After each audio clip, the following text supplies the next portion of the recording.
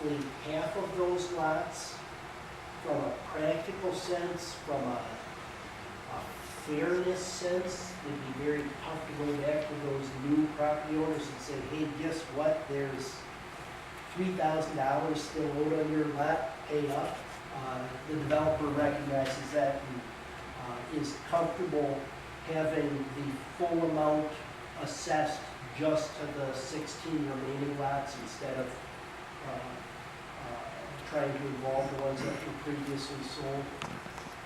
Under the existing, basically standstill real estate market, it would be very tough to collect $80,000 right now.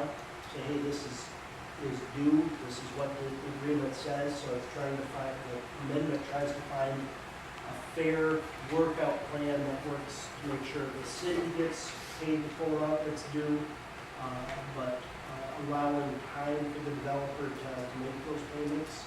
It basically proposes $80,000, roughly $80,000, let's divvy it out over the remaining 16 lots and pay them as you sell the lots.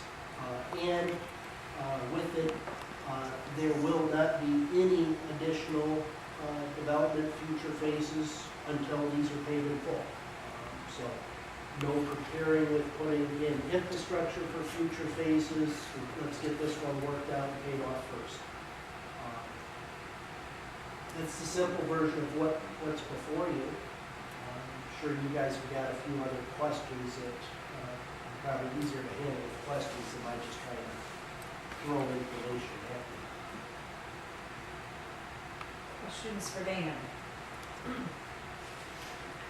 Dan, obviously you negotiated a pay-as-you-go system, through a phasing system.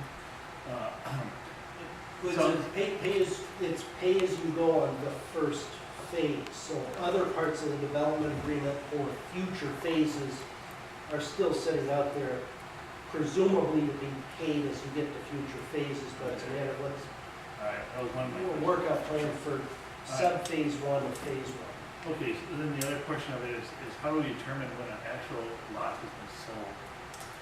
Couple of pieces to it. One, the lift station assessment, which is the biggest part of it. Actually, there will be before the Finance Committee on Thursday and Council next week, a resolution to formally adopt and levy a special assessment. And in the agreement, the developers are waiving any rights to notice, any rights to appeal. They're acknowledging that assessment in full.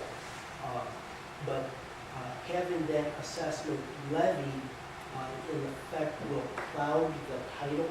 So if a title company doing a search or somebody looking at taking out a mortgage, buying that house or a construction loan to build, the bank or the title company is going to say, this needs to be paid. So it actually adds a layer of security that doesn't currently exist. We've also had some